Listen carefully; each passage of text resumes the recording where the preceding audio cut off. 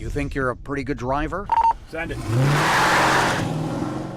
Imagine having to flawlessly execute these maneuvers to keep your job. This is way beyond the fundamentals of defensive driving. Out here, it is known as protective driving, which has one goal: to safely get the protectee out of the area where the kill zone, if you will, and to move them to a safe location as quickly and expeditiously as possible. All of the thousands of Secret Service agents and officers have to pass the basic Special Agent 5-day driving course on this 550-meter-long track.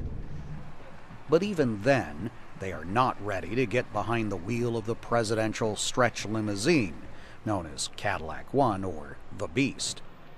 There is advanced training for that 9,000-kilogram armored vehicle.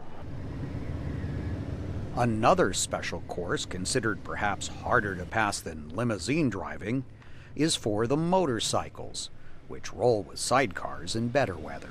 It's heavy. It's almost like 900 pounds, and you're running with two wheels, and they make you do things that you can't imagine that you could possibly do with that. Those are not the Secret Service's only two-wheelers.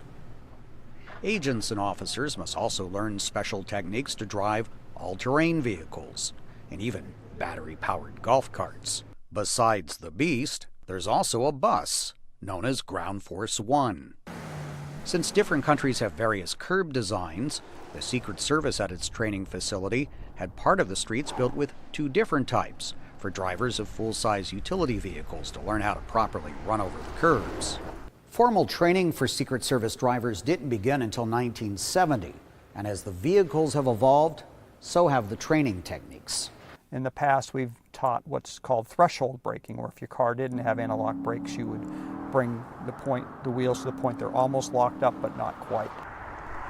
Some elements dealing with stability control were removed from the training as modern vehicles are more stable, and tire technology has evolved, with the rubber gripping much better nowadays on slick surfaces. Off-road training also means going into the classroom. We're keeping our eyes up, looking down range. Getting back on track, simulations are also conducted for ceremonial events such as inaugurations, when the presidential limousine moves much slower than usual, posing additional security risks.